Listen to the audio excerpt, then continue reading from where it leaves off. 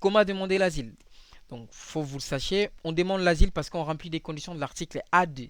L'article AD des Conventions de Genève de 1951. Cet article-là nous permet de demander si on est persécuté, si on est discriminé, et voilà, de demander l'asile pour demander la protection. Ok? Mais pour demander la protection, premièrement, vous devez se présenter auprès des autorités compétentes. Ok? Quand on parle des autorités compétentes que vous devez se présenter pour demander l'asile, c'est pas directement les autorités compétentes, ok? Avant de passer chez les autorités compétentes, on passe d'abord dans une association qui est SPADA, qui est la structure des premiers accueils.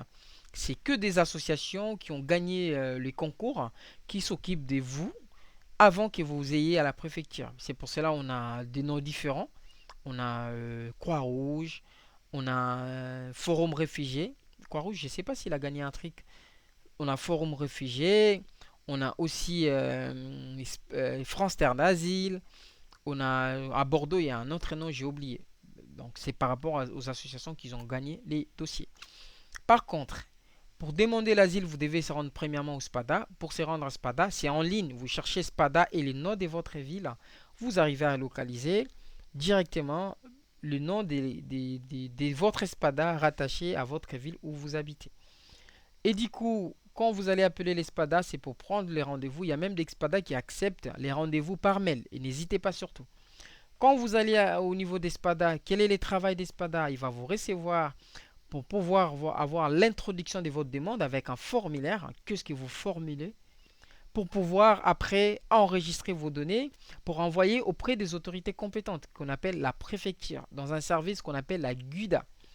Quand vous allez arriver en GUDA, dans ces services des GUDA, par laquelle que vous allez se mobiliser, les agents de la préfecture en GUDA, guichet unique des demandeurs d'asile, et ils vont chercher de savoir est-ce que vous étiez passé déjà dans d'autres pays, est-ce que vous avez demandé un visa pour faire quoi? Pour faire valoir les traités qu'on appelle la procédure 604/2013 dite Dublin. Ils vont chercher dans la procédure Dublin si vous êtes passé dans un pays membre, si vous avez demandé le visa dans un pays membre, si par hasard vous habitez déjà ou vous avez déjà demandé l'asile dans un pays membre, pour voir comment ils vont examiner votre dossier. À partir de là, ils vont décider d'instruire votre dossier. L'instruction de votre dossier, ça se fait dans des façons. Soit vous tombez dans une procédure Dublin, des 604/2013, on reviendra plus tard bien évidemment, soit vous tombez dans la procédure de vous laisser demander l'asile.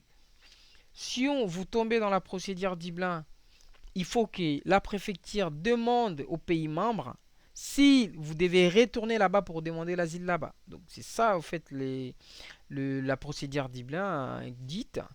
Et par exemple, euh, ben, est-ce qu'on peut demander un titre de séjour malade par notre enfant en tant que nous sommes demandeurs d'asile? Oui, bien sûr. Quand vous demandez l'asile, Madame Tania, on vous rend un papier, un document qu'on vous dit, à part l'asile, vous avez la possibilité de demander d'autres types de titres de séjour. Et dans ces titres de séjour-là, vous avez les titres de séjour étrangers malades, selon l'article L425-9, que vous pouvez aussi en procurer ces titres de séjour si vous-même ou votre enfant est malade. Voilà, donc, mais vous avez un délai de maximum 3 mois pour faire l'entrée de la demande, sinon ça pourrait être refusé. C'est pas dit que c'est refusé. En droit, ça sera refusé. Mais étant malade, ce qu'est les docteurs qui doivent décider, l'OFI qui est compétent pour décider. Dans ce cas-là, ça sera plus tard ou par les biais des juges pour vous concevoir votre demande d'étranger malade. On continue. Du coup, quand on arrive devant les autorités compétentes, vous avez la possibilité de des procédures. Soit vous soyez dans les procédures normales ou les procédures, le procédure normales ou les procédures Dublin. Les procédures Dublin, c'est les procédures 604/2013. Dites Dublin, pourquoi? Parce que si vous êtes passé dans un pays membre de l'Union européenne, de Schengen, si vous êtes passé par exemple dans un pays, même si vous n'avez pas eu le visa, quitte à la préfecture de décider s'il vous met dans cette procédure ou non. Ok? Euh, et du coup, Par contre, si vous sortez dans la procédure Dublin, la préfecture a 6 mois de régler votre situation pour vous renvoyer dans les pays membres ou soit s'il dépasse les délais. Merci beaucoup pour les cadeaux. Merci beaucoup, cher confrère Yeba. Merci beaucoup. Ça fait un moment, ça fait longtemps. Merci pour votre présence. Ouais. Je vais voir un petit thé, les temps qu'on va tapoter. En fait, c'est mieux de tapoter, de partager surtout. Parce que ici, vous aurez des connaissances précises en fait. Ces connaissances précises, ça va vous...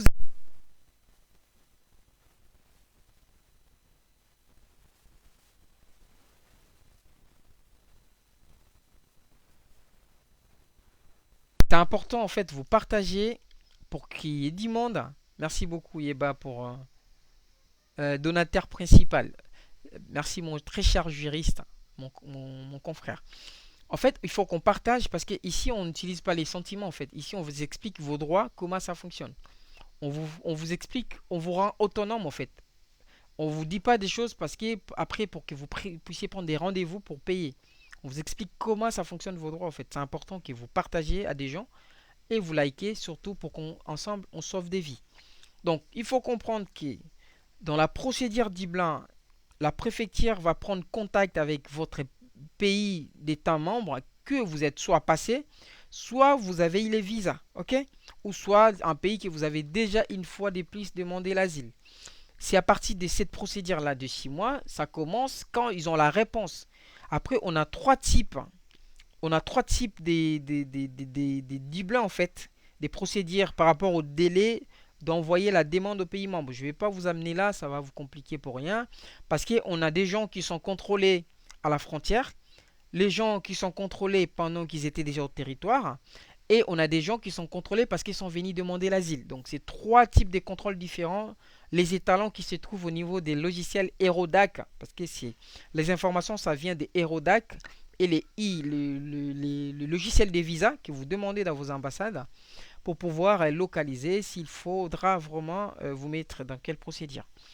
Dans le procédure Dublin, imaginons vous demandez l'asile, mais vous ne sortez pas dans le procédure Dublin et vous sortez dans une procédure normale. Bon, la procédure de demander l'asile en fait, parce que ça peut être normal ou accéléré dans le D. Dans le doute, la préfecture peut vous mettre en procédure accélérée parce que vous avez par exemple pris la décision de garder votre passeport parce que vous avez pas dit la vérité, vous avez donné des informations pour tromper les autorités compétentes. Ça peut aussi être les motifs de vous mettre en procédure accélérée. Ok? Si par exemple on vous laisse demander l'asile et vous avez la partie que vous devez obtenir une attestation et un formulaire. Ok? Au niveau des GUDA, vous allez obtenir des choses au niveau de la préfecture. Même si vous êtes en procédure de Dublin, vous allez récupérer qu'une seule chose. Si vous rentrez dans la procédure des demandes d'asile, vous allez recevoir des choses. Je vous dis pourquoi. Parce que si vous êtes dans la procédure normale, vous allez avoir des choses, sortir avec des choses à la préfecture. Mais si vous êtes dans la procédure Dublin, vous allez sortir qu'avec une attestation. C'est quoi l'attestation? C'est pas les récépissés. Parce que je vois parfois les avocats, ils disent récépissé. Non. Pourquoi c'est attestation? Parce que c'est différent en fait. Un récépissé ouvre plus de droits que l'attestation de demandeur d'asile. C'est pour cela qu'il y a des noms différents. Je ne sais pas si j'oublie, j'ai vu un avocat, il a parlé sur les droits des demandeurs d'asile. Il a dit, maintenant les demandeurs d'asile ils peuvent travailler. Ben non, c'est une loi qui date depuis le 6 avril 2020. Vous imaginez? Et un avocat vient vous le parler aujourd'hui. 2020, 21, 22, 23, 24, 25, 5 ans après. Nous, on parle déjà il y a longtemps. J'ai même fait une vidéo sur ça. Mais là, l'avocat, il fait une vidéo. Moi, je ne sais même pas si j'ai le temps de faire cette vidéo. Parce que je fais les vidéos à 2020. Pour vous parler de ça. J'ai même la date depuis le 6 avril 2020. Ou 21, comme ça. L'autorisation de travail, ça se fait directement sur les sites ANEF. Donc, c'est important. C'est pour vous montrer que parfois, on vous cache des secrets. Parce qu'il faut que vous preniez des rendez-vous pour aller, pour aller enlever vos doutes. Donc, quand vous arrivez au Guida, vous allez sortir, si vous demandez l'asile, vous sortirez avec une attestation des demandeurs d'asile et un formulaire de OFRA. Ces formulaires-là, une fois la demande est enregistrée, et c'est un formulaire où vous allez formuler votre demande d'asile. À travers de ces formulaires-là, vous allez formuler votre demande d'asile. OK? Sur ces formulaires-là, vous allez formuler votre demande d'asile. C'est là où vous allez remplir votre état civil. N'oubliez pas de remplir vos frères et sœurs, parce que si vous êtes mineur, ça peut vous être ramené faire la réunification familiale si vous êtes mineur. Si vous demandez l'asile, si vous êtes à l'ASE, vous êtes mineur, en contrepartie, vous pouvez en même temps suivre la procédure de l'ASE et en même temps, vous pouvez demander à votre éducateur qu'il fasse la demande d'asile pour vous. En fait, vous doublez vos chances. Ça me rend triste de voir des mineurs qui sont dans l'ASE, qui est centre d'action sociale, et ils ne demandent pas l'asile en fait. Parce que si vous demandez l'asile, il arrive que vous avez l'asile, vous aurez la possibilité de faire venir vos parents en fait. Même vos frères et sœurs. C'est même dans la nouvelle loi de l'immigration en fait. Il est là l'article. Vous avez la possibilité de faire venir vos frères et frères. On a un problème des caméras parce que ça fait un moment on fait plus des lives. Ils ont bloqué la caméra, donc là aujourd'hui on est déjà à 45 minutes, donc peut-être demain ils ouvriront la caméra. Dans le prochain live ça sera avec des caméras, ça vous permettra de voir les documents. Normalement l'idée c'est de vous partager des documents, vous voyez directement. Donc ça c'est la nouvelle loi de l'immigration, vous ne le voyez pas parce que c'est un peu avec... c'est pour cela que j'ai mis l'arrière-plan, donc prochainement il n'y en aura pas. On a déjà un bon arrière-plan, on en a pas besoin. Donc il faut que vous compreniez. Il y a des petites choses, ça peut vous faire gagner des dossiers juste parce que vous avez la connaissance. Il y a des petites choses que vous aurez jamais écoutées, personne ne vous le dira. Si jamais, peut-être, une personne n'a pas eu la volonté de vous dire. Ok? Donc, il faut que vous le sachiez ça. C'est très très important de savoir ça. Et du coup, j'ai chanté d'organiser un peu ici les mots comment demander titre de séjour à France. On est déjà passé à titre de séjour. Hein. On est maintenant des comment demander l'asile. Ok? On va modifier. Est-ce que c'est ça? On n'est plus à titre de séjour, on est maintenant comment demander l'asile à France. On est à comment demander l'asile à France. Donc, il faut que vous compreniez. Les gens qui viennent d'arriver, n'hésitez pas à les tapoter, de ramener du monde, parce que c'est dans cette manière qu'on va sauver des vies. Que dans cette façon, si vous n'êtes pas encore abonné, n'hésitez pas à s'abonner. Comme ça, vous n'allez rien rater. Donc, c'est ça en fait. Quand vous êtes mineur, je répète, je réitère, si vous êtes mineur étranger, vous êtes à l'ASE dans le centre d'action sociale, demandez à votre instructeur de demander les titres et l'asile. Pourquoi? Ça vous rajoute la possibilité. Si vous avez l'asile, vous n'aurez même pas les difficultés quand vous aurez vos 18 ans pour avoir votre titre de séjour. Et vous n'aurez pas des 1 à 2 ans. Vous aurez directement un titre de séjour, soit des 4 ans si c'est la protection subsidiaire, soit des 10 ans si c'est la protection des réfugiés ou 4 ans si c'est la protection d'apatrides. Ok? Si vous êtes mineur, l'avantage c'est que si vous avez l'asile, vous aurez la possibilité de faire la réunification familiale pour faire revenir vos parents en France. Papa, maman et vos sœurs et frères. On continue. Si à partir des moments où vous obtenez l'attestation et les formulaires, ben voilà, une fois que votre demande est enregistrée, au niveau de l'OFRA, vous allez envoyer les formulaires, vous allez recevoir en retour une attestation des demandes d'asile et vous allez recevoir en retour, comment on appelle ça, une lettre d'introduction. Ok? C'est quoi la lettre d'introduction? La lettre d'introduction, il vous dit, ben non, l'OFRA vous informe, il vous envoie même un mail, il vous envoie même parfois un SMS à vous disant que votre asile a été enregistré par tel numéro. Ça commence par l'année et puis ça vient quelques numéros et puis je pense que l'année après ça vient quelques numéros, je sais pas, l'année ça fait 4 plus 4, je pense que ça peut faire 8 ou 6, ok? J'ai pas vraiment en tête. Et quand votre asile est enregistré, après avoir envoyé et complété les formulaires, vous avez 21 jours pour les compléter. Vous mettez ça en tête, de toutes les façons ça sera noté en gros dans le formulaire. Et quand vous envoyez les formulaires, vous êtes notifié que votre asile a été enregistré et qu'est-ce que vous allez attendre? C'est les retours de l'OFRA. Dans ce cas-là, le travail de la préfecture, c'est de continuer de vous renouveler l'attestation et en même temps, le travail des associations, si vous avez déjà eu un CADA, ce qu'on appelle les CMA, okay? Les conditions matérielles d'accueil, qui gère, c'est l'OFI.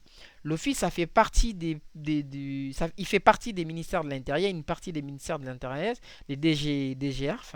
Et puis du coup, il va s'occuper de tout ce qui est intégration et des conditions de matériel, s'il faut qu'il vous propose la place pour aller habiter, ainsi de suite. Et du coup, quand vous envoyez votre demande à l'OFRA, l'OFRA va vous convoquer au moment opportun qui est personne laissée. Ça peut être très vite, ça peut être très tard, peu importe. C'est l'OFRA qui décide en fait. Et vous allez passer devant l'officier de l'OFRA. On va continuer à tapoter. Je vais m'y reposer un peu pendant qu'on tapote, au moins jusqu'à 15 000. Et on partage pour sauver des vies. C'est pour notre propre bien de la communauté.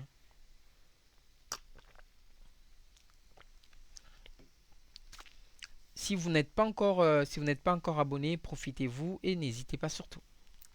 Et de partager aux gens, aux personnes, pour qu'ils puissent ensemble enlever l'air doute dans ces droits et puis les droits des étrangers.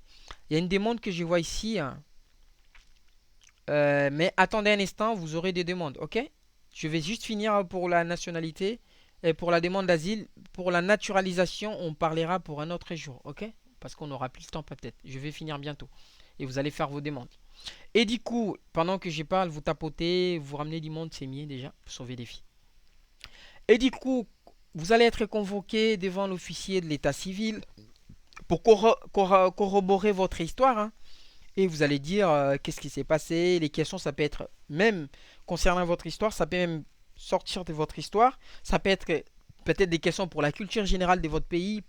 S'ils ont des doutes que par exemple, vous êtes congolais, vous venez, vous dites que vous êtes camerounais, ils ont des doutes un peu de votre parcours, ils peuvent vous poser par exemple des questions sur le pays par lequel que vous avez dit que vous faites partie, savoir des villes, juste pour confirmation que vous êtes vraiment un de ces pays. Et du coup, après l'entretien, dans l'entretien, l'officier, il va chercher à comprendre si tout ce que vous dites, c'est vraiment la vérité. Et du coup, il faut comprendre que après l'entretien, vous allez attendre la décision de l'OFRA. La décision de l'OFRA, ça va venir plus tard. Ça peut être après un mois. J'ai vu des décisions après des semaines. C'est normal, faut pas admirer, c'est normal. C'est l'OFRA. Donc, ils peuvent agir de telle façon que personne ne les comprend. Personne ne les comprenne. Et du coup, l'attestation, l'OFRA va donner sa décision. On a la possibilité, soit vous êtes refusé l'asile, on vous refuse l'asile, soit on vous donne l'asile. Quand on vous donne l'asile, on n'a que 3 protections qu'on peut vous donner. Soit protection subsidiaire, soit protection des réfugiés, les statuts des réfugiés, soit protection des apatrides. Apatrides quand vous n'avez pas des nations, ok? Qui est rare de voir des gens qui ont des apatrides, qui s'est été créé lors de la guerre mondiale à l'époque. Parce qu'il y avait toutes les familles qui étaient dévastées, il a fallu une protection pour des enfants qui étaient restés isolés. On continue à tapoter et à ramener du monde. Sans plus tarder, on va passer en cas de refus. Dernière partie pour qu'on passe par des questions. En cas de refus, vous avez les droits, vous savez, on est en France. On a 3 pouvoirs. On a les pouvoirs judiciaires, les autorités compétentes, les magistrats, ils doivent contrôler toute décision prise par les administrations. Parce que là, on a du droit public et du droit privé en même temps. Et du coup, il faudra que vous avez les droits des recours comme tout le monde devant la Cour nationale du droit d'asile. Une cour spécifique pour ça, en fait, pour des décisions, pour contester les décisions de l'OFRA. Et là, dans cette cour, vous avez plus de chances parce qu'ils vont traiter votre demande par les droits. En même temps, différemment, OFRA, il va traiter votre demande par rapport à eux, en fait. Parfois, ils ne vont pas regarder les droits, ils ne vont pas regarder certaines choses, mais au niveau des CNDA, les magistrats, qui sont des juges, ils vont pouvoir bien regarder. Petite observation, si vous êtes en procédure normale devant les tribunaux, qui est la Cour nationale des droits d'asile, vous serez attendu devant 3 juges. Mais à l'occurrence, si vous êtes en procédure accélérée, vous serez attendu devant un juge. C'est un magistrat qui va vous prendre. Vous aurez messieurs les rapporteurs, messieurs les présidents et les autres. Ok? Et à l'occurrence, vous aurez les droits. La CNDA pour les délais, je peux quand même confirmer, c'est 6 mois. La CNDA, c'est parmi les cours qui respectent vraiment les délais. On a des cas isolés, parfois les délais ça peut dépasser des 9 points par des cas compliqués ou avant, mais tous les dossiers que j'ai accompagnés par rapport à l'expérience, c'est la plupart, c'est vraiment 6 mois, ok? C'est vraiment 6 mois, c'est vraiment 6 mois. Oui, ça fait longtemps, ouais. Ça fait longtemps, je suis toujours là et puis on essaie un peu de revenir, cher Zulu. Donc c'est un peu ça. Oui, Ekouké TV, oui, on est en France, oui, bien sûr. On est en France. Oui, si on est en France, c'est pour cela qu'on parle des droits français. Donc voilà. Donc moi, les conseils que je peux vous donner pour l'asile, conseils pratiques, je peux vous donner, c'est préparer des documents prouvant votre situation. Quand on dit préparer des documents prouvant votre situation, c'est vraiment les preuves. Si vous en avez, c'est pas obligatoire, c'est aléatoire. C'est pas aléatoire comme Monsieur Martin qui dit aléatoire. Ben non, c'est aléatoire, ok? Vous pouvez avoir des preuves ou pas. Je vous confirme qu'il y a des gens qui avaient des preuves. Euh, si vous avez des preuves, par exemple, vous pouvez donner ou pas. J'ai vu des gens avec des preuves. Ils ont réussi à avoir ils ont réussi à avoir la protection et lui être accordé la protection. Il y a des gens qui n'avaient pas des preuves aussi, on les a accordé la protection. Donc c'est aléatoire, c'est pas aléatoire des messieurs Martin que j'ai répété, c'est aléatoire. Vous pouvez ramener toutes les preuves du monde. Si vous n'arrivez pas à défendre votre histoire, vous êtes nul. Si vous n'arrivez pas à convaincre l'officier ou les juges, parce que c'est des humains comme nous en fait, ils ont aussi des manières de préempter différemment, comme de la même façon comme tout être humain en fait. Il faut que vous le sachiez ça. Donc c'est un peu ça au fait et qui vous devez comprendre. Maintenant, au cas des refus, vous le savez déjà, les cas pratiques, préparez bien des documents prouvant votre situation. Apprenez les bases du français pour faciliter votre entretien. Apprenez les bases du français, c'est très important. Pourquoi? Parce que vous allez carrément et ça va carrément faciliter votre entretien. Pourquoi? Imaginons que vous parlez portugais. Ok? Imaginons que vous parlez portugais. Imaginons que vous parlez une autre langue. Wolof, je sais pas, Nangadef, Mangafrik. J'adore cette langue aussi. Et vous comprenez déjà français. La plupart des gens qui parlent Wolof, c'est des pays déjà colonisés par la France, ils parlent bien français, à l'occurrence. Vous pouvez être impréempté de façon différente. Si vous avez un interprète lors de votre demande, si vous écoutez déjà, vous comprenez déjà le français, ça va vous permettre de surfer. Quand on vous pose la question, vous allez déjà comprendre la question, ça vous donne le temps de raisonner, ça vous donne le temps de penser avant de répondre et ça vous permettra de répondre avec la cohérence, la cohérexité au fait. Vous allez répondre avec des réponses concrètes parce que votre mémoire va déjà penser avant de répondre. Évitez les signes des mensonges, hein. Vous parlez, vous grattez la tête, vous parlez, vous grattez les dents, les yeux, tout ça. Ok? Il faut les éviter, c'est important. Et voilà, et n'hésitez pas à contacter les associations spécialisées pour obtenir de l'aide. N'hésitez surtout pas, ça peut vraiment vous aider. D'accord? Et du coup, on continue à tapoter. Et les gens qui ont des questions, je vous en prie, on est arrivé au moment des questions. Posez vos questions. D'accord? Et aujourd'hui, demain, un autre jour, on parlera de la naturalisation, les résumés, tout ça. Comment demander la naturalisation. Et puis, qu'est-ce que le ministre de l'Intérieur il demande? Il demande carrément au préfet. J'ai une vidéo qui est publiée dans YouTube, hein, n'hésitez pas d'aller suivre. Je fais les résumés. La vidéo est publiée dans YouTube que j'ai mis là-bas. Abonnez-vous sur YouTube, vos droits France. Ok? J'ai une vidéo qui est publiée là-bas qui parle déjà de ces dossiers. Comment euh, les résumés de la naturalisation en France. Les difficultés et puis de tout ce qu'ils ont demandé. Faites vos demandes, n'hésitez pas surtout. Attendez, je vais aller là-bas. J'ai des demandes. Je vais vous accepter, ne vous inquiétez pas.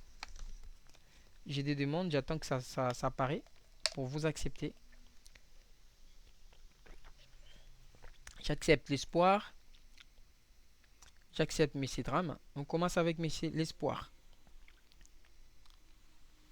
Ok, on va faire comme ça. Bonsoir, cher monsieur l'espoir. Vous allez bien? Bonsoir, messieurs Drame. Et vous allez très bien? Oui, je vais très bien. Vous, dites-moi en quoi pouvez-nous vous aider? Ouais.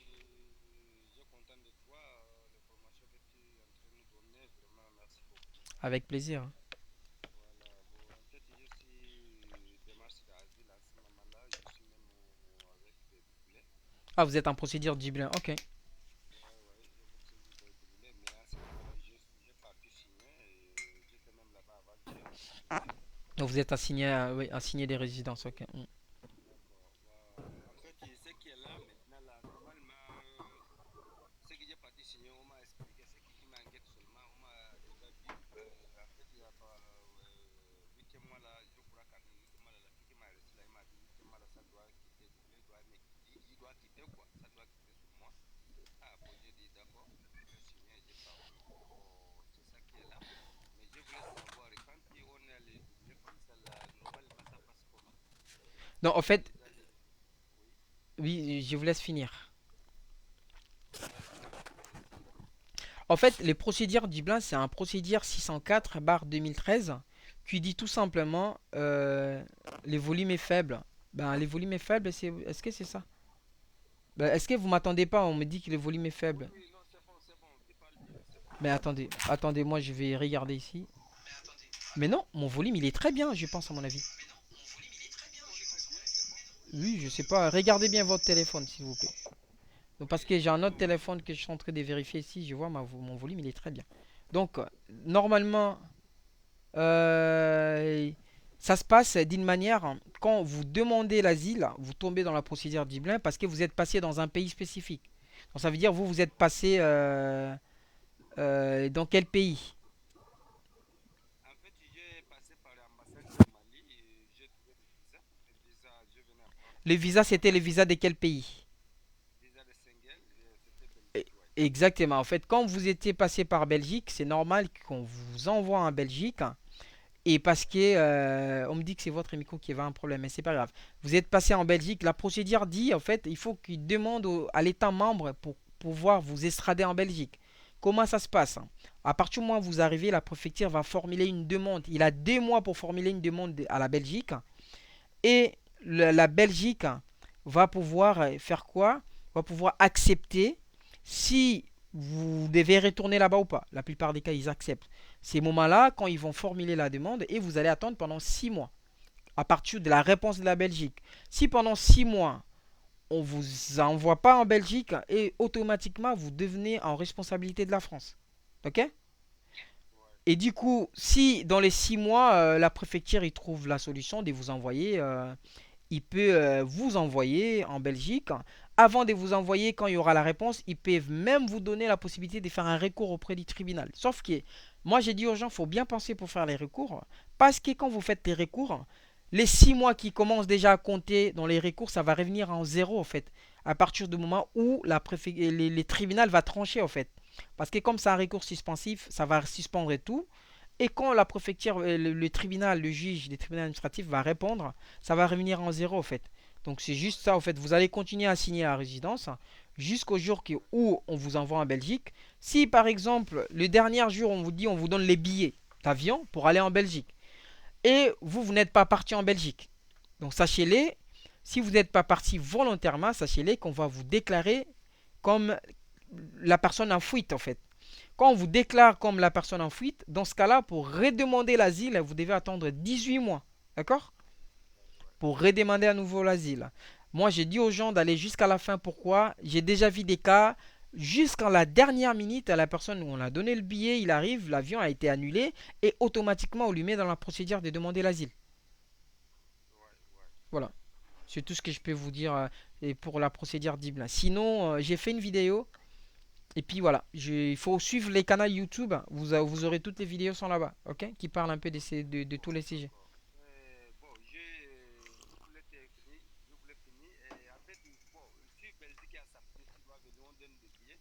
Est-ce que Belgique, s'il te convoque là-bas, mais est-ce qu'il va donner? Belgique va te donner, normalement. T'es donné quoi?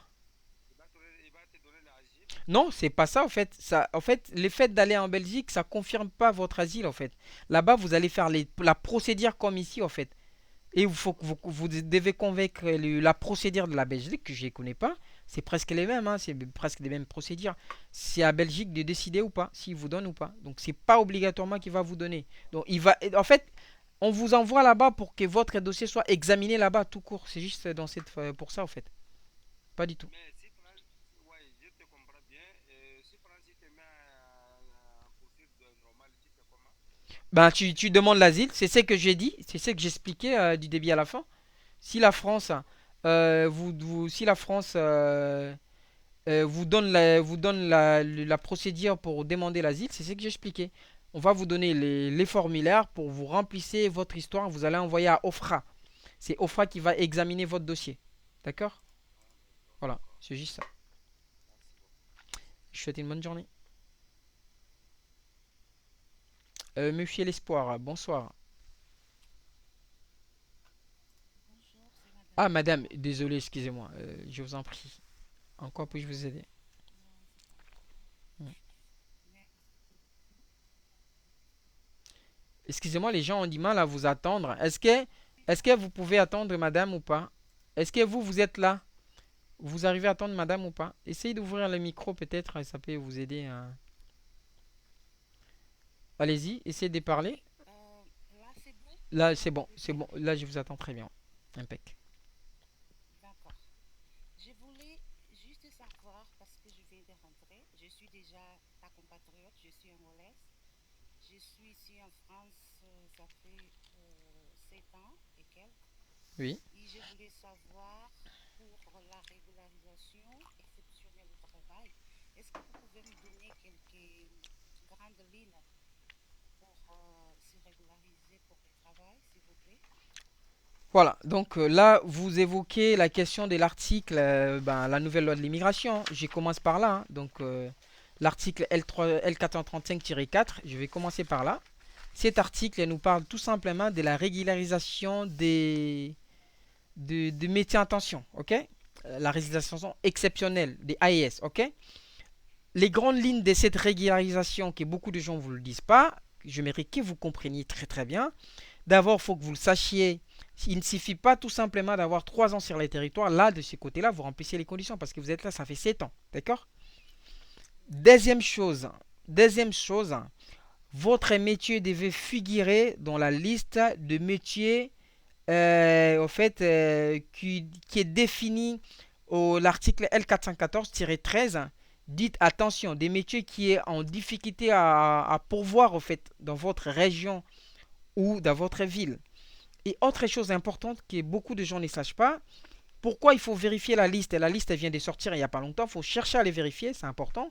La liste des métiers en tension pour vérifier les métiers que vous cherchez à se régulariser. Si ces métiers-là, c'est un métier, attention déjà, non seulement attention, mais si c'est un métier, attention aussi dans votre région. Ok? Parce qu'on peut bien avoir une aide-soignante en tension, par exemple, dans la ville d'Angers, qui est dans la région des Pays de la Loire, mais dans la ville de Lyon, dans la région Auvergne-Rhône-Alpes, ces métiers-là n'est pas attention là-bas, en fait. La raison pour laquelle il faut bien vérifier déjà avant de faire la demande. Autre ligne de cette demande, il faut que vous soyez en poste, en fait, quand vous faites la demande. C'est là où il y a la complication de cette loi. Il faut que vous restez en poste pendant que vous faites la demande. Autre chose qui est parfois, je vois, les gens ne servent pas et ne vous le dites pas. Là, tout le monde dit qu'il faut 3 ans et 12 fiches de paye. Là, vous comprenez. Parce que beaucoup de gens ils disent ça. Je vois que ça dans les vidéos. Mais moi, je vais vous parler des 3 choses que les gens ne disent pas dans leurs vidéos. L'article L421-34, la L422-1 et la L521-7. C'est très utile, mais les gens ne vous le disent pas quand il s'agit de faire la demande et la régularisation par les travail, le métier, attention. Premier article, la L421-34, il parle de titre de séjour étudiant. Ok? Ça veut dire, si vous avez eu des bulletins de paye pendant que vous étiez étudiant, ça ne va pas compter dans la régularisation de cet article L435-4 des titres de séjour de métier. Attention. Ok. Ça veut dire encore, si vous avez travaillé avec des bulletins de paye étant saisonnier, ça ne va pas compter aussi. Ok? Si vous étiez aussi étant saisonnier, ça ne va pas compter. Et en même temps, si vous avez travaillé étant demandeur d'asile, parce que les demandeurs d'asile, ils ont le droit de travailler après 6 mois dès leur arrivée en France. Si vous trouvez un travail, si vous travaillez, ça ne va pas compter aussi. Ok? Autre chose importante à savoir, qui parfois vos avocats ne vous le dites pas, vous arrivez dans leur bureau, ils vous font des demandes, parfois il y a des gens qui vérifient même pas. C'est important. Autre chose importante à savoir sur ces titres de séjour, hein, c'est en phase expérimentale en fait. C'est pas un titre de séjour qui va rester ça va finir en fait jusqu'en 2026. Ben la loi c'était prévu comme ça. C'est juste pour expérimenter, pour qu'en 2026 ça finisse. Ok? Mais d'accord, Sio, j'ai une question à vous demander. Je Oui. crois que je ne suis pas claire Mhm. sur ça. Oui. Quand tu demandes la demande exceptionnelle au travail, Oui. j'ai déjà travaillé à une manutention, la restauration. Oui. J'ai parfois, si ça me marque, ça me trompe pas, j'ai 24 fiches de paye déjà. Oui. Et je voulais savoir, il faut que l'entreprise te donne les promesses d'embauche ou les contrats de travail, c'est suffisant pour faire la demande. Ça dépend. Le D, c'est utile. Il y a des préfectures, il y a des entreprises qui peuvent vous donner les contrats de travail, mais il faut le savoir que c'est illégal quand on vous donne un contrat de travail. Parce que pourquoi il est interdit par les codes de travail de vous embaucher, ok, Oui, sans un titre de séjour. Parfois, il y a certaines préfectures qui se protègent, ok, qui se protègent en disant que voilà, moi je vous donne une promesse d'embauche et vous allez à la préfecture pour pouvoir faire quoi? Chercher à se régulariser. Comment ça se passe dans ces dossiers-là? Parfois, il y a des entreprises qui se protègent. Parfois, il y a des entreprises qui ne se protègent pas. Ils veulent vraiment signer parce qu'ils ont l'air, voilà, garde-fous. Ils ont des avocats qui peuvent les défendre. Mais la loi du travail, elle est claire, ok? Les codes du travail, l'article 8251-1 du code du travail, il est très clair, ok? ok. Donc voilà, donc même l'article L430D-11, il est clair aussi au niveau de CESEDA. Tout étranger qui emploie des personnes de façon dissimulée, ils peuvent être condamnés. Mais ça dépend vraiment de la manière dont chaque préfecture va prendre votre dossier. Quand vous faites la demande, moi c'est que je conseille aux gens, ok? Même si vous avez un contrat, même si vous avez une promesse d'embauche, pour moi c'est pas un problème. Pour moi les conseils c'est quand vous allez, votre demande va être instruite, ok? On va vous convoquer pour la première fois, cherchez à avoir les récépissés, ok? Cherche à avoir les récépissés. Quand vous aurez les récépissés, et vous allez demander, même si on vous donne, parce que la plupart des cas, on ne donne pas l'autorisation de travail avec la demande d'admission exceptionnelle. Demandez à votre employeur de faire la demande sur ANEF, chez DRIT, qui est la Direction d'autonomie et des emplois et des solidarités, qui est l'ancien direct, pour pouvoir faire la demande d'autorisation de travail. Ça, c'est un tactique. Je ne sais pas pourquoi les avocats ne vous le disent pas. Ça, c'est vraiment une pépite en fait. Vous devez faire ça à chaque fois. Il ne faut même pas aller commander l'autorisation de travail à la préfecture. Votre employeur va prendre, il fait directement la demande. Pourquoi? À partir du moment où il fait la demande d'autorisation de travail, si on vous l'accorde la demande d'autorisation de travail, automatiquement vous commencez à travailler légalement. Ça veut dire prochainement, peut-être si vous allez pour renouveler votre récépissé, la préfecture peut vous donner la demande d'autorisation de travail.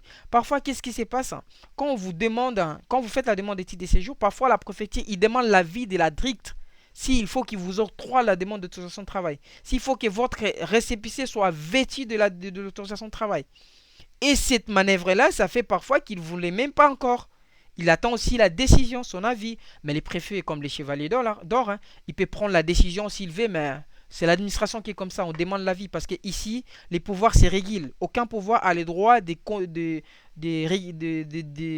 donner les droits en fait, à l'autre pouvoir. C'est pour cela qu'on ça s'appelle la politique de la séparation de pouvoir. Je ne sais pas si vous avez compris. C'est un peu ça en fait la méthode. Oh, oui, j'ai compris parce que j'étais dans les lives passés, j'étais là, Live des Portugais, je pense, ouais. oui, oui, live de portugais, j'ai bien tes conseils par rapport au Portugal. Mm. Parce que, comme tu avais dit qu'il n'y a pas de date fixe pour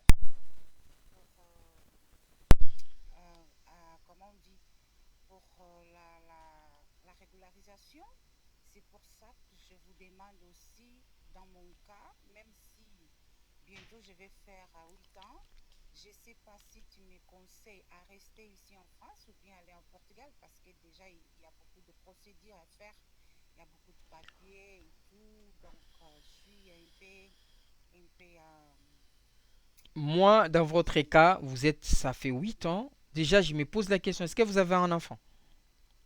non, je suis célibataire, je suis toute seule. Mais quand vous étiez à 5 ans, vous aviez eu combien de fiches de paye à l'époque? Quand j'avais 5 ans, j'avais pas de fiche de paye, Ah, ok, malheureusement. ok, vous êtes travaillé après dans le deuxième année que vous venez de faire quoi. Après, Et oui. actuellement, vous êtes toujours Je ne savais même pas la loi de la citoyenne face de 2012, ouais. de 2012, oui, La raison pour laquelle il faut tapoter, partager pour que les autres personnes qui ne savent pas, qui ne comprennent pas leurs droits, pour pouvoir participer dans des lives, pour apprendre en fait. C'est ça, c'est utile en fait.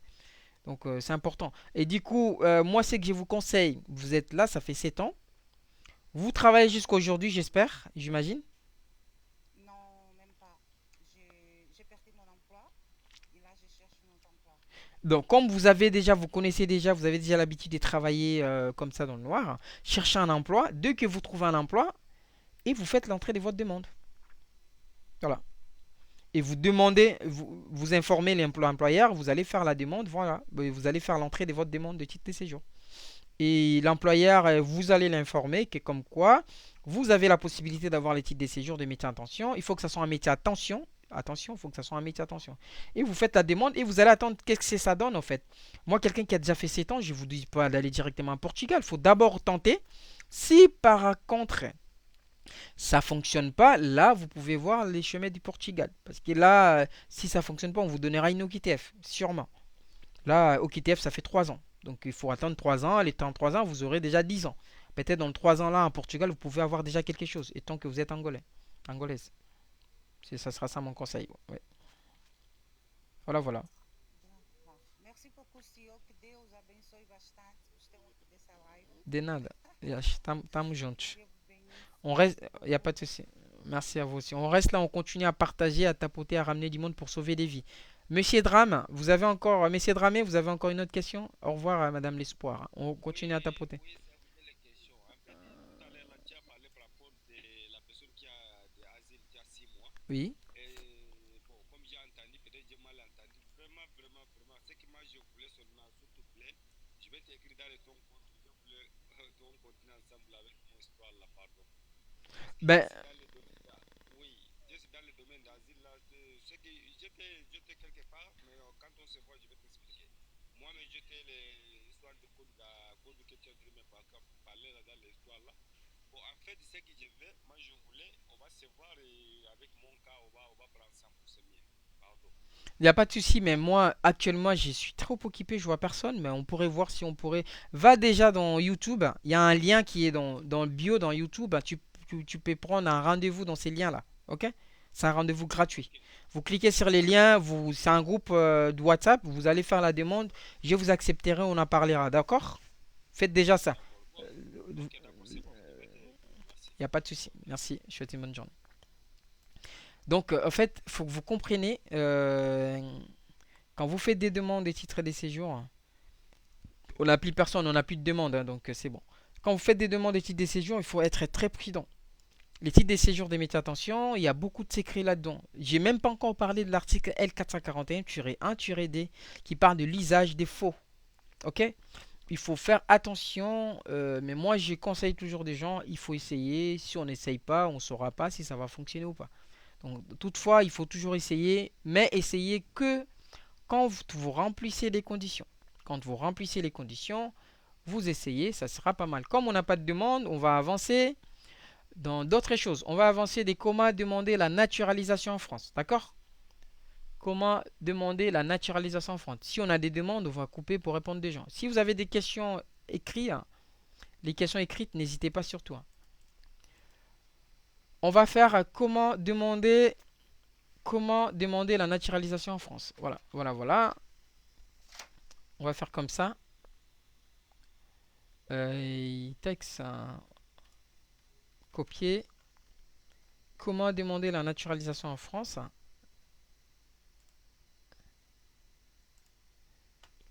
Et vous continuez à tapoter, à liker, à ramener du monde. Ok?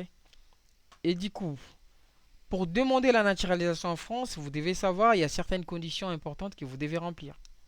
À la base, c'est des conditions par lesquelles que vous devez faire face.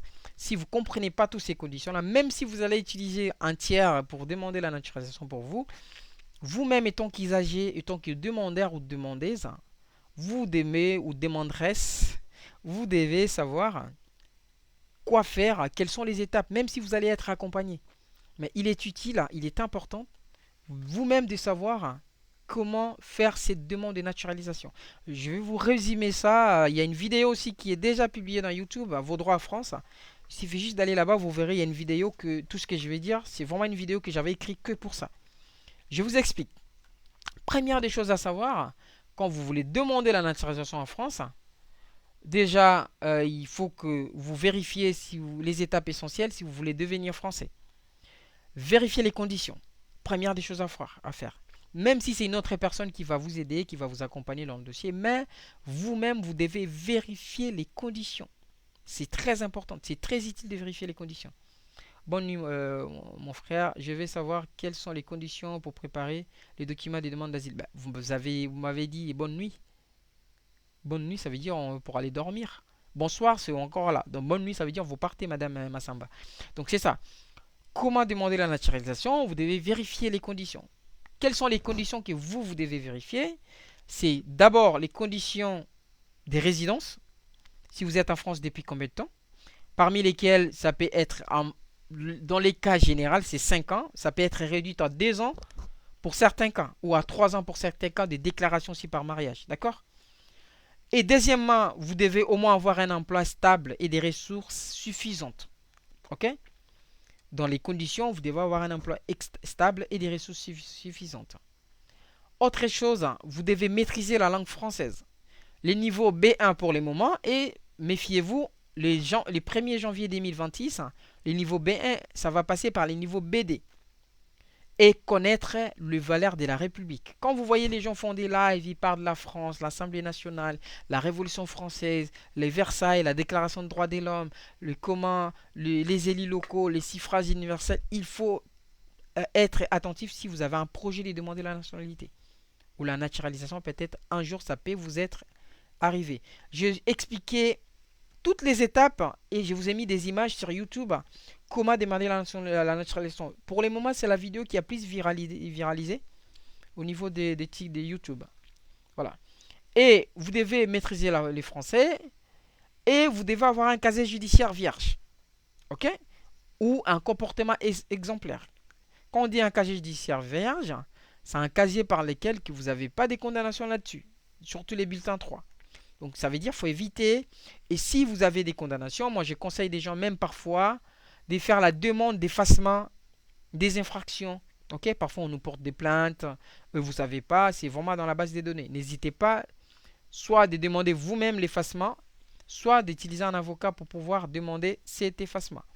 On est arrivé ici et la partie D c'est déposer. Quand on finit à répondre à notre très cher, on va passer à la partie D.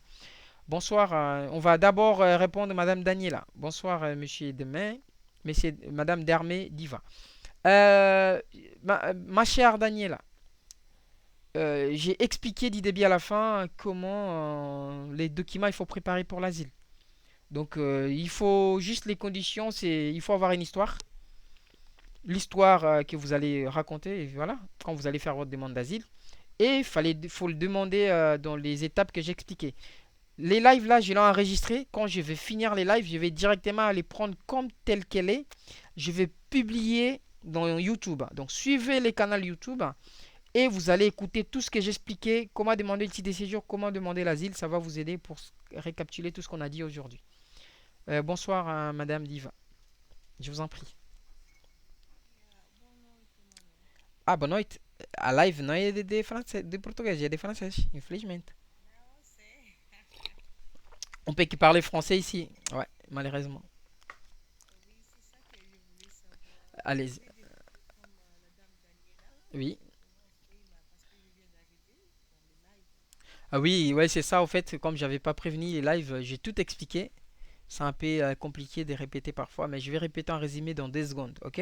Mais sinon, dès que les lives ça va finir, moi je vais republier les lives au niveau de YouTube. Vos droits à France, donc faut suivre les canaux. Il y a la plupart des choses que j'ai parlé, il y en a déjà là en résumé, des vidéos en résumé. Et les lives, là aussi, je vais le publier de tout ce que j'ai expliqué dans le live, d'accord? Donc, quand vous arrivez en France, hein, pour demander l'asile, vous devez savoir les étapes. Première étape, c'est de se présenter auprès des autorités compétentes. Ces autorités compétentes, avant d'arriver chez eux, on passe d'abord par SPADA. SPADA, ce n'est pas des autorités compétentes, c'est une association juste pour alléger les travaux des préfectures. Là, c'est structure des premiers accueils. C'est là où on va enregistrer votre asile. Ok? Après avoir enregistré votre asile dans structure de premier accueil, et après, vous allez être convoqué, envoyé par GUIDA. Guichet unique des demandeurs d'asile, c'est là-bas qu'ils vont trancher s'il faut que vous demandez l'asile ou s'il faut que vous allez sortir dans la procédure d'Ibla. Au cas où vous demandez l'asile, ils vont vous rendre une attestation et en même temps un formulaire à rendre dans 21 jours. Mais ces formulaires-là, ça ne va pas aller à la préfecture, mais ça va aller à OFRA à Paris. D'accord? Et après avoir envoyé les formulaires, et vous allez recevoir l'accusé de réception que votre demande a été enregistrée.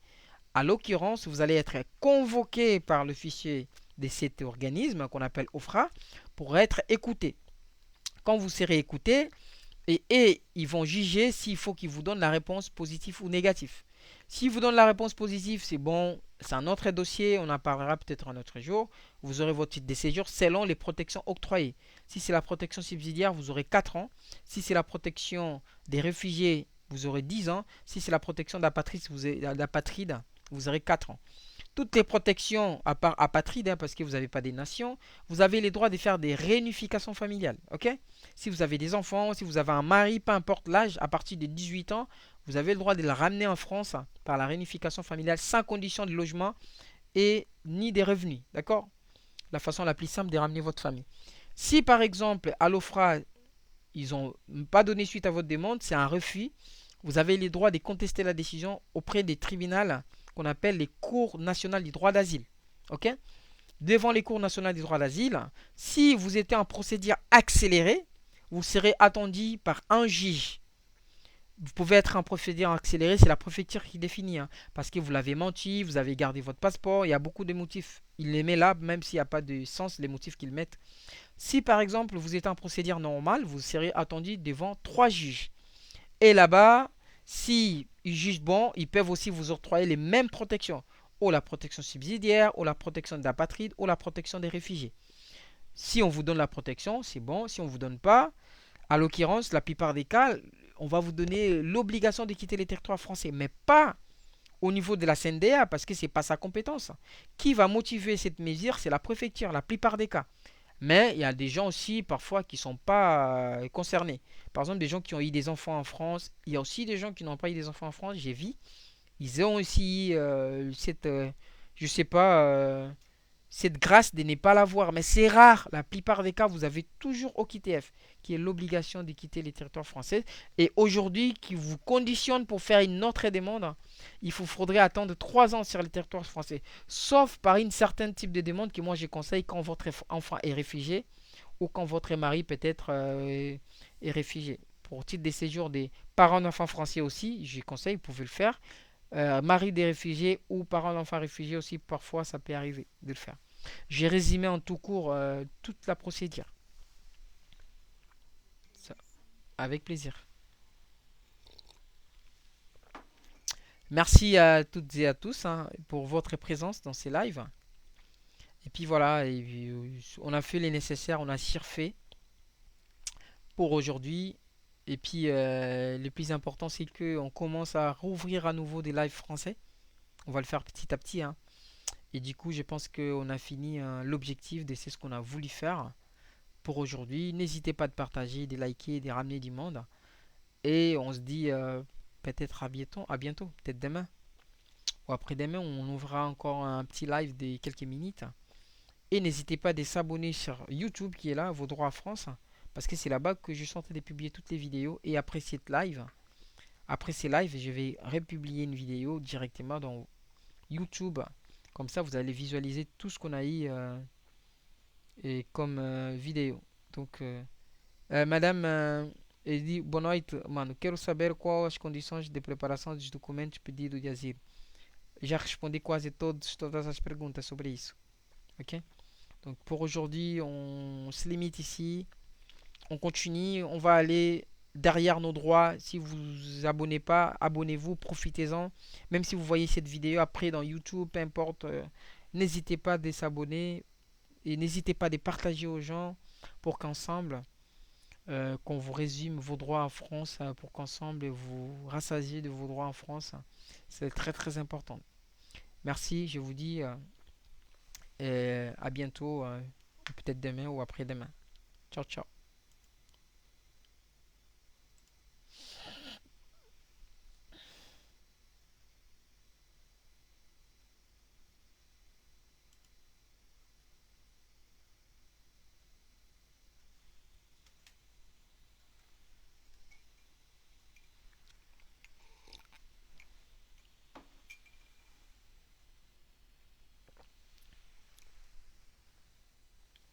Vale a pena catar. Eu posso fazer, é tipo no relacionamento, mesmo que eles sejam.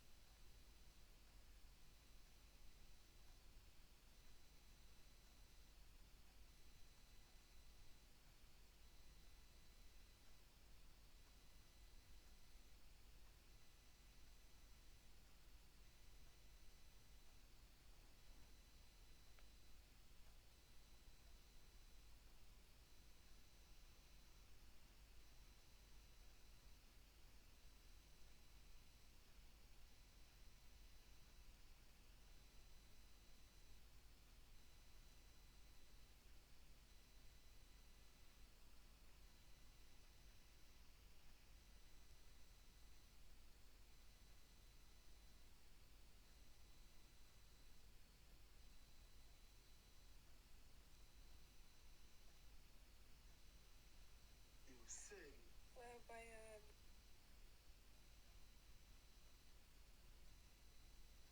en France, si vous êtes contrôlé étant sans papier, vous pouvez être amené dans un commissariat. Dans cet endroit, vous avez certains nombre des droits qui sont universels pour tous. Premièrement, vous avez les droits d'un interprète, peu importe la langue que vous parlez. Comme précisé dans l'article 5, les droits et la liberté et la sûreté dans la jurisprudence de la Cour européenne des droits de l'homme. Vous avez les droits de répondre aux questions ou décider. Vous avez les droits d'obtenir les conseils juridiques gratuits. Vous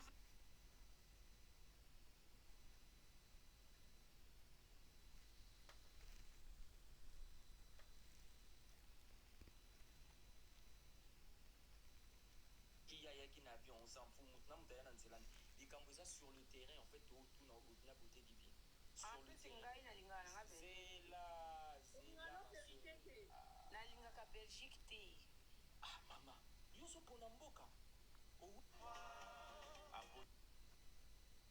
te olingi oke kosouffrir parce que olingaka mboka wana te sikoyo ozolinga to aide na nini en fait ozoluka aide mais olingi te baide yo c'est ça ce que tu viens de nous dire mobali naza na mokanda na belgique en fait okende